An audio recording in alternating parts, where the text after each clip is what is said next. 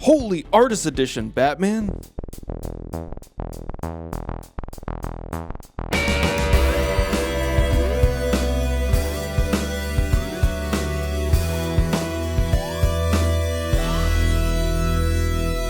Hey, comic freaks, and welcome back to Dangerous Comics. I'm your host, Dane Georges, and today we're looking at the David Mazzucchelli Batman Year 1 Artist Edition. Alright, so this is definitely one of my most anticipated books of the year. I was so excited when this went up for pre-order and when IDW started to talk about this. This book is freaking massive. I had to change the whole setup of the studio to try to get this thing under the camera.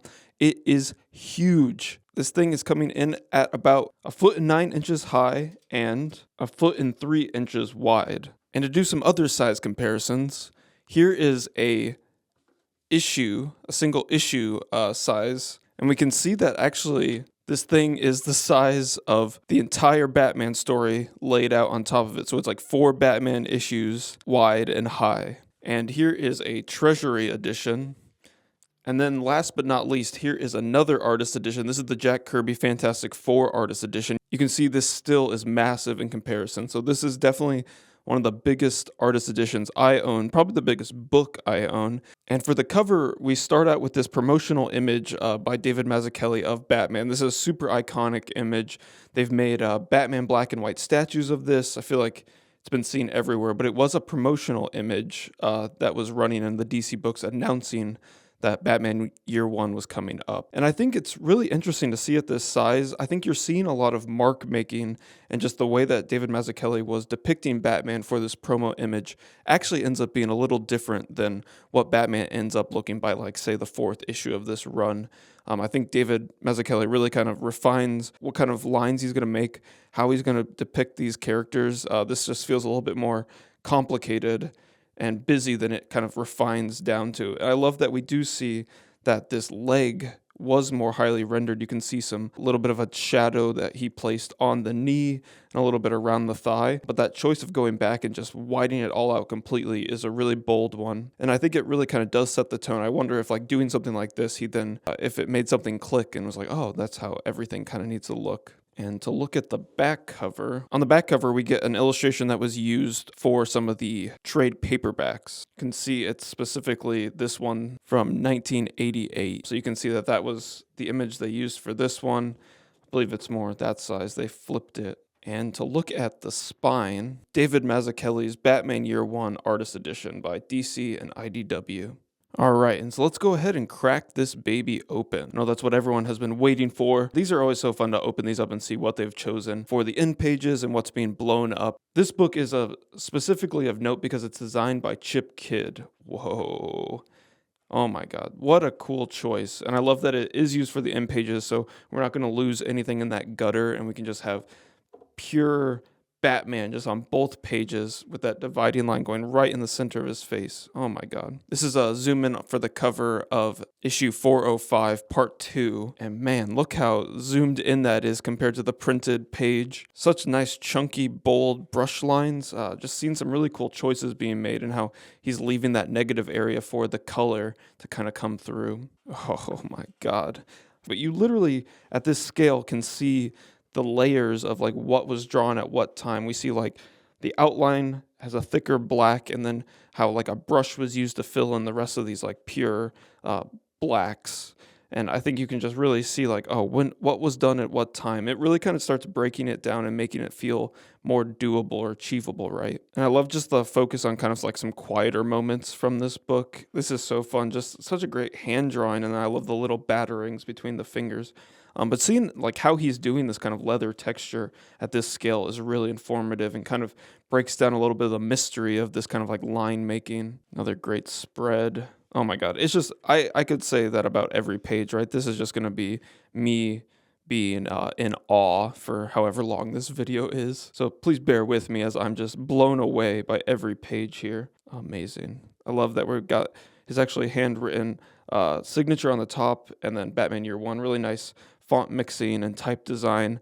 And then we have Scott Dunbier for editor and Chip Kidd for designer. I think that's where some really great choices are being made in this book by Chip Kidd of how things are being laid out. Just overall, they couldn't have picked a better designer for this book. I almost wish there was more of this. I know it's not an art book, but we do get this inclusion of a Batman drawing from David Mazzucchelli at age 6. So cool. It's like a copy of a Detective Comics cover by Carmine Infantino. That's so cool. I love how it's like cut across these two pages with that flip, and really great introduction by David Mazzucchelli. And so this is a book you were never meant to see. When I started drawing comics professionally, I quickly learned that original art was really production art. Artwork or design meant to be reproduced. And so that's a really great way to start this, and I think kind of gives you a little bit of a view into how David Mazzucchelli sees his artwork and what he's really trying to achieve here on the page. And he is pretty upfront that he knew what he was making. He was making comics that were going to be printed on pretty crappy newsprint, and it might not come across the way he wanted to. So he really wanted these pages to be foolproof, and really did see it more as production art rather than like original art that someone was going to eventually see and hold in such high regard in a book like this. He says right here, some of the most important lessons in my development as a comic artist came from seeing my own work in print, usually about 3 months after I'd drawn it. It was by examining that final product that I could assess things like what techniques, line widths, or degree of detail worked best on the printed page, to where my artwork had been reproduced in size, printed on cheap paper, and fused with 85 dots per inch screen of cyan, magenta, and yellow ink. And so I think that's just a really great view into like what has made David Mazzucchelli such an iconic artist. And I think it is because he is developing these for the printed page. He's thinking of this in a production mindset, and he's really boiling his style down into something that can work in the least ideal conditions for reproducing art. And he talks here that he really wanted it to be like his line was like a stamp, like a rubber stamp, and that it would like not matter what kind of color was on it, that it was always just very clear. And I think you kind of get that of like how he says he's boiled the style down.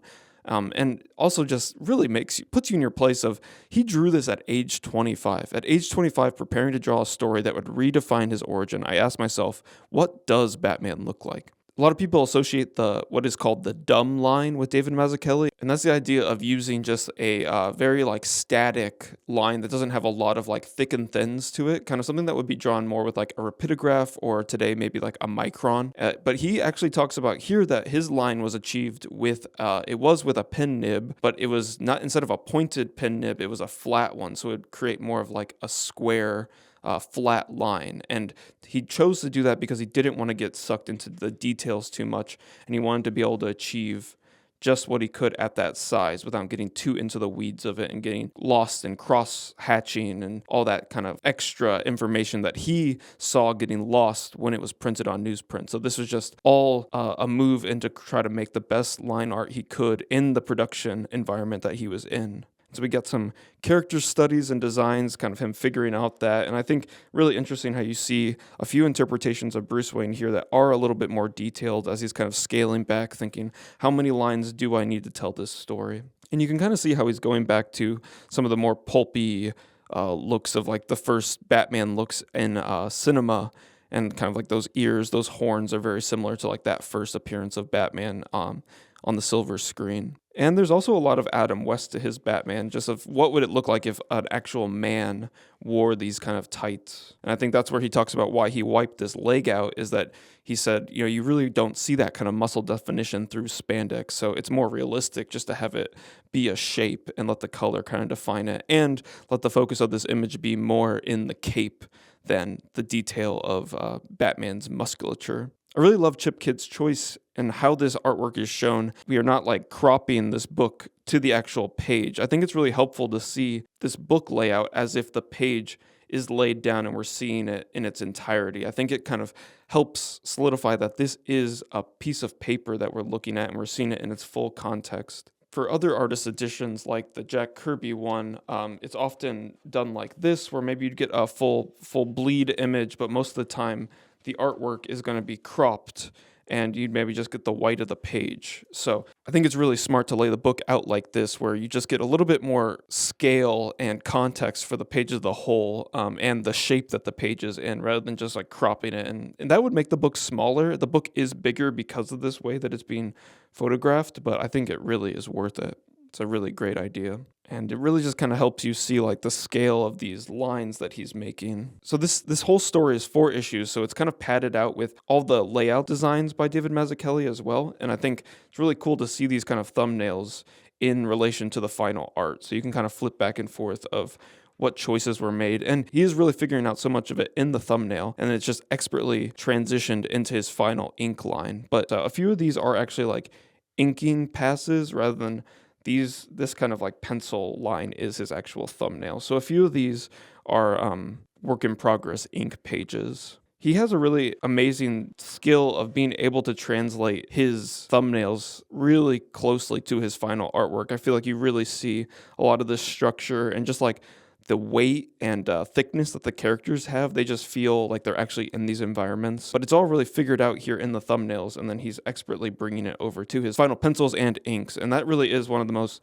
difficult processes, because a lot of that life that's in your pencil thumbnails can get lost when you try to translate it to a bigger size. This really looks similar to the final page, so really cool to be able to contrast these. There's the additional history of Batman Year One and how it was colored, and he talks about this in his intro as well, but this book was colored by David Mazzucchelli's wife, Richmond Lewis, and they had that closeness to be able to work together on it, and it was actually colored one way for the newsprint comic, and so it has a very distinct look as they're just using the 4-color printing process and trying to use his rubber stamp kind of ink line to make it very, very iconic and clear, even though things are maybe getting off registration.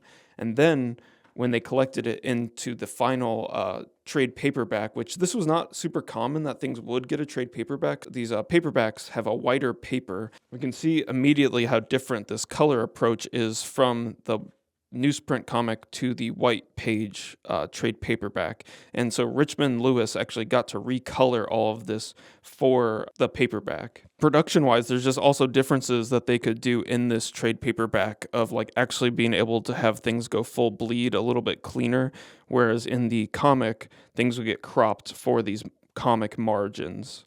And they still had this like printer mark at the top. So this format was a little limited, so interesting to see how they were ready to adapt and change with this new format. And it just makes me wonder if this was always in the cards that they were going to make this kind of edition because Frank Miller's Dark Knight Return did so well. Because it's just interesting that David Mazzucchelli did actually prepare his work for the full bleed of this, even though it was cropped in the comic. And that was something that I was really interested in looking at in this edition, if he had to go back and redraw some of that extra area when he went to the trade, or was it that information already there and they cropped it for the comic? And that was actually the case, is that he drew all this full bleed, and then he actually indicates at a few areas here where the crop would be, and he has it listed here, restore to original. So he's actually telling them to add this information back in for the trade. And what I love about artist editions is that we're getting a little bit more information about this. And you know, this book exists in so many editions,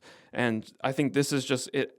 Having this extra one adds so much flavor and knowledge to the existing editions. So I'm not going to be able to call out every panel or every page of like how it's different in the comic versus how it's different in the trade paperback. So I'd really encourage you guys to flip along while you're watching this video and kind of take in the differences and compare it to this ink line that we're seeing here in the originals. And right off the bat, we're just seeing amazing illustrations of place. We're just kind of getting a feeling for Gotham. Looks very much like Chicago, like the Amtrak or the railway, and really, really great sense of balance of black and white and how these characters exist in these environments. Obviously, every page of this comic is amazing. I could spend forever on every panel, so we're going to have to try to keep it moving. We also see some interesting, a few of these pages are at a slightly different size, or they're cropped differently.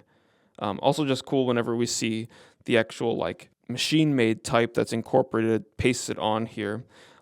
This was lettered by Todd Klein, who, is an iconic letterer, did Sandman with Neil Gaiman and a bunch of other great projects, and just an amazing letterer. Going through here, I was really struck by, I think a lot of this actual sound effect lettering is being done by David Mazzucchelli in the page.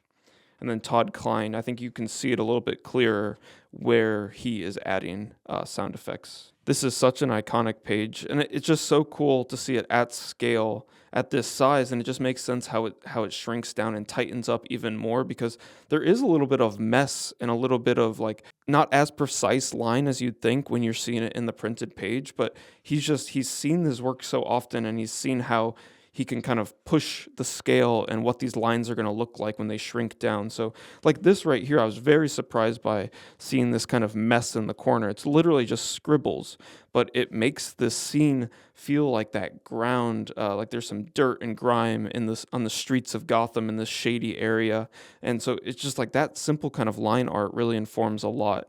And you really wouldn't catch that, how simple some of these lines are when you're looking at the actual comic. And also just kind of struck by how many of these panels are left open without a background and just allow us to kind of zero in on the character. He uses this motif a few times, but I love using the cops' siren lights as this kind of like background element. But really kind of knowing when he can like lean on his colorist and what they're going to add and what he doesn't have to add. I think there's a really good balance of that. I was struck by like how abstract some of these panels get. Like this is like Bruce Wayne crashing this car and then kicking this door open and coming out. And this panel, it's like, if you had no context for the rest of this page, this is a pretty abstract panel. You can see kind of a leg, but otherwise you're like, what am I looking at?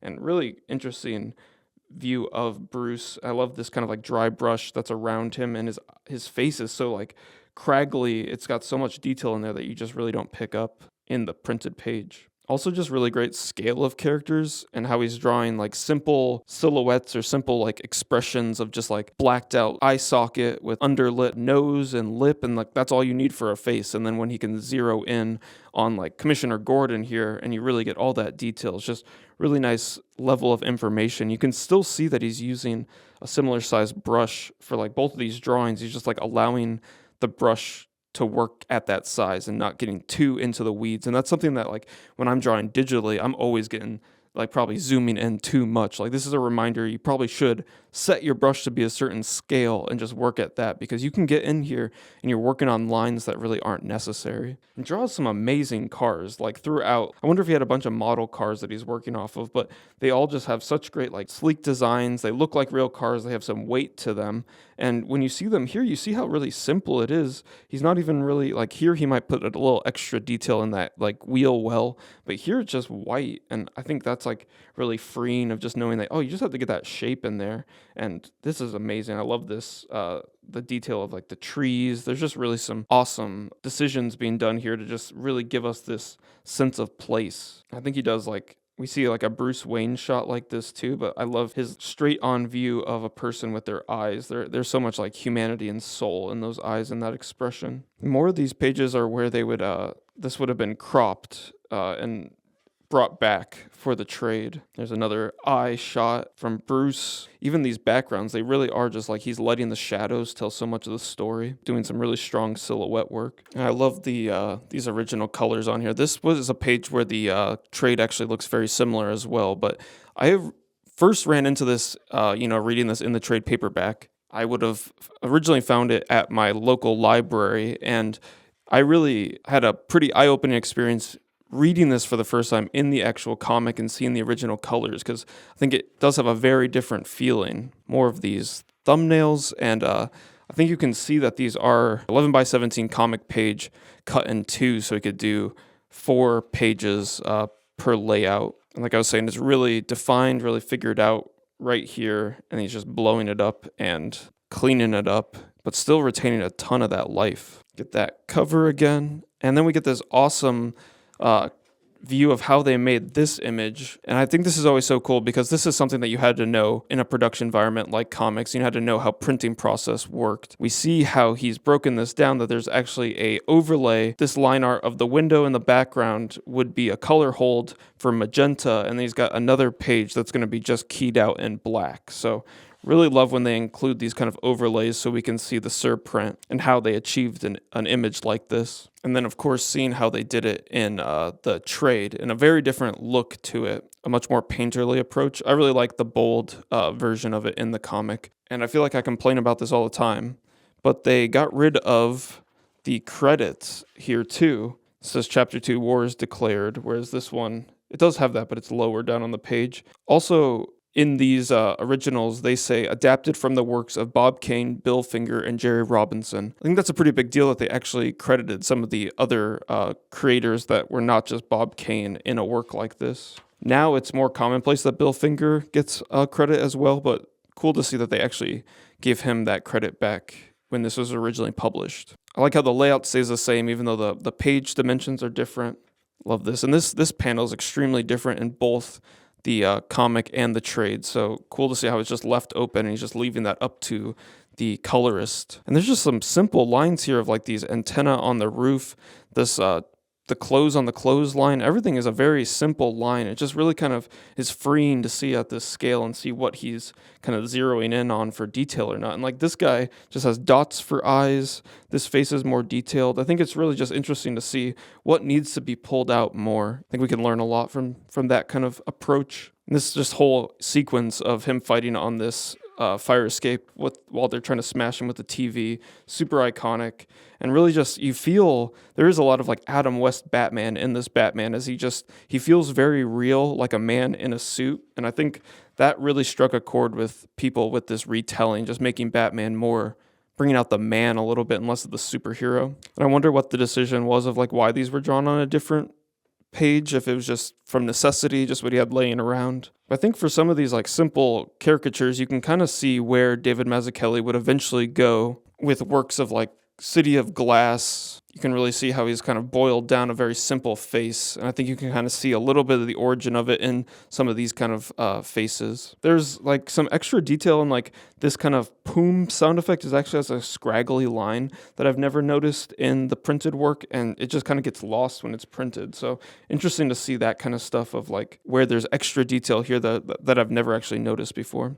Here's that panel that we had pulled out in that first couple pages of the book. There we go. Ladies, gentlemen, you have eaten well. You've eaten Gotham's wealth, its spirit. Your feast is nearly over. From this moment on, none of you are safe. Another artist could have like over-rendered this kind of smoke. He's just like letting it be just like some fingerprint smudges and then like these like dry brush lines that cut up where the smoke is. It's a very simple image when you're seeing it like this. Like just even the rubble is just like dabs of the pen, but it tells the whole story and just really kind of tells you what you actually need on the page to kind of sell this kind of image. More of these just awesome cars that just feel like they have some actual weight and like there's danger here as these are about to collide.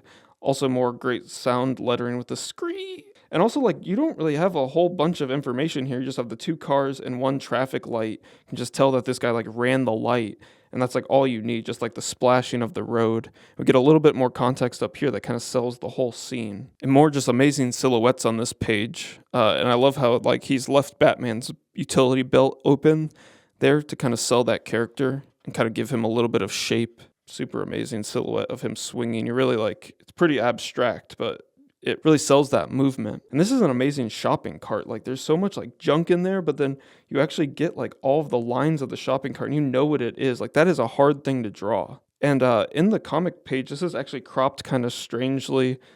They fix it in the trade, but it's cropped here and you can't see the driver as well. But there's some really good motion from like here all the way over. This is maybe the most like Adam West panel of the whole thing. That definitely looks like Adam West running toward the camera. And also just seeing like what the actual detailing on the brick is like here, because you think this all looks so detailed and like it's all so planned out, but these are really just like dashes of the pen, especially up there. This explosion, which looks very different in the two collected editions as well. And here we can see a little bit more of that traditional like Todd Klein lettering. So I don't think this line does not look like David Mazzucchelli. I believe that would be Todd Klein doing that sound effect. This is really interesting seeing this layout for this first splash because it's super minimal. I think he's outlining where the moon would be and then the bats. And look at that. This is almost the scale of the actual printed page and so much bigger for the actual comic. Great layouts again. We have one that's a pencil page replacement.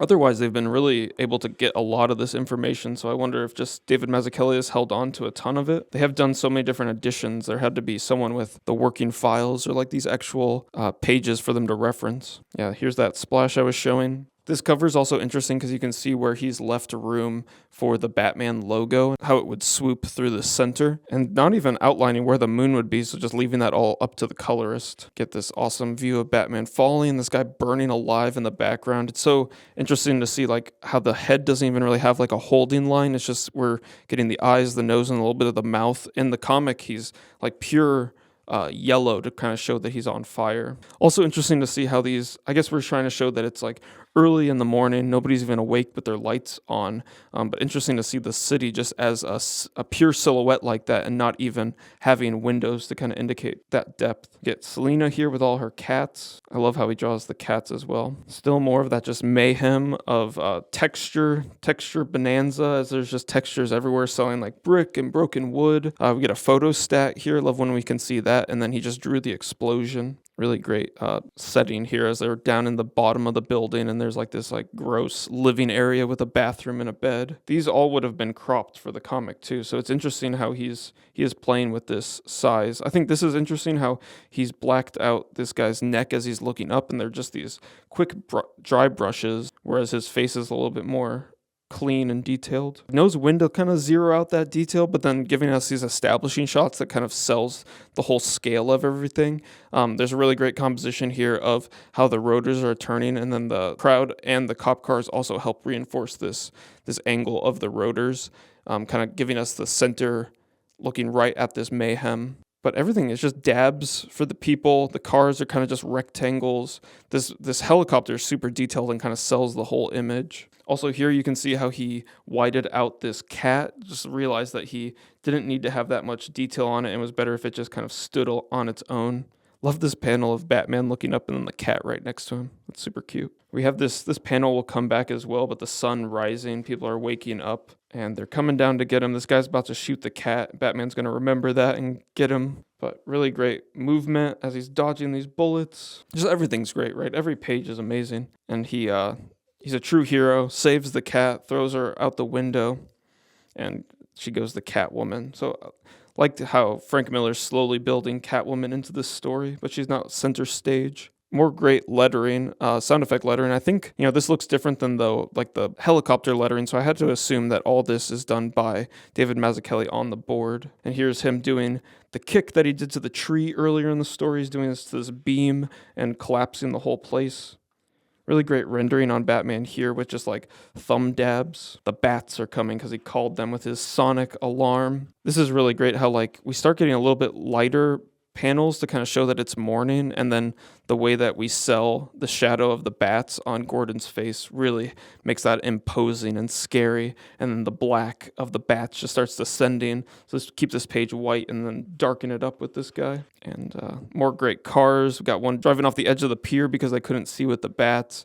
Everyone has to get shots because they could get rabies from the bats. And here he's also, you see where he is indicating full bleed for the comic, but sometimes just the way that would crop would be a little awkward. We get a Hopper reference. We had one of these in The Tick as well. And we get this kiss from Gordon as he's cheating on his wife, building this up. And then we get our first look at Catwoman as she's about to go out. More great silhouettes as she just leaps into the city. And I love how this is kind of one big panel, but kind of dividing it up. And then Gordon's dealing with some stuff. We can look at how different this page looks in both formats, where they actually put like a pattern on the bed, and then how open it was in David Mazzucchelli's original page. And we get into the final fourth issue. Just to call out for scale, here is like the thumbnail versus the final page. He is almost drawing this at scale to the final printed page and then going to blow it up. But this is more of the Catwoman issue, kind of wrapping things up, setting up for where Batman's going to go. We also get some interesting stuff with, there's a red line here on the actual artwork, and that is meant to indicate where this is, I believe, like a screen or a color, but it's indicating that he wants a little bit of light on this outside of the characters for Gordon and Batman, and he's indicating that with the red line and asking remove red lines in the final. And so this image was also blown up in that beginning spread too with the title page. Looks fantastic. Back at Hopper's, Jim and Sarah are continuing their affair. Really love the texture that he does, like for Jim Gordon's pants, just with the dots. You can feel like that like tweed kind of material. Get Batman crawling up this building. Really cool composition here of like seeing the side of the building that he's crawling up. His scale looks like super small in here too, but really interesting to see where he's like added some detail and texture in this room to give it like a sense of place. Like this cabinet is really interesting. More of Gordon dealing with the corrupt police commissioner. This is a scene that in the original printed comic, they actually scaled down this top panel so it would align with these panels and they wouldn't have to crop it. Also, there is, I think you can see it's actually whited out here. In the printed comic, there is like a texture of the rug. So I wonder if that's drawn in there, if that was added by somebody else, but it's removed here. And you can see how this panel was shrunken down so it fits to align with the other panels. Also just really great like character acting and design. And this is cool. So I really like these times where it's like city's blacked out and then we turn and the city like comes to life with all the windows. But going into this bathhouse, Selina's attacking and then he's also coming in. This is interesting to see how this is photostated. He drew it on this page and then brought it back and cut around the people to put it there. I love this kind of like animated page of her kind of sitting up a little bit and everyone's taken down. He's also photostatting Wayne Manor a few times, which is smart. Really cool, gigantic silhouette, and I love this kind of like texture that he's adding. We don't really see that anywhere else in the comic, but it really adds some good layers of like foreground, middle ground, background of Gordon. Just an interesting like approach to drawing Gordon's nose and face here, and I think we're kind of seeing a little bit more simple caricature here as well.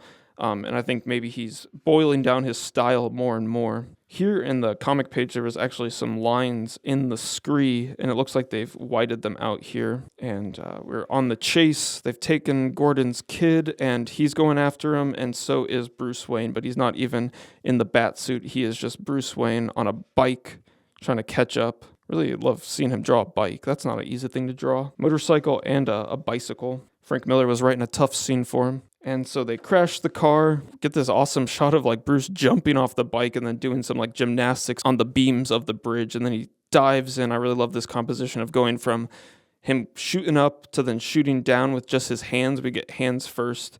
Simple, just outline of the baby and these guys fighting, but really great through line down. Jim's yelling no, but then we see this perfect timing. And I love how like, you know, the silhouette carries all the way down into the water. Here we see another photostat of the background, but Bruce has saved the baby, hands him over to Jim. Jim says, you know, I'm practically blind without my glasses. Siren's coming. You better go. I always like that interpretation that like maybe Jim, you know, in this moment saw Bruce's face, knew who he was dealing with.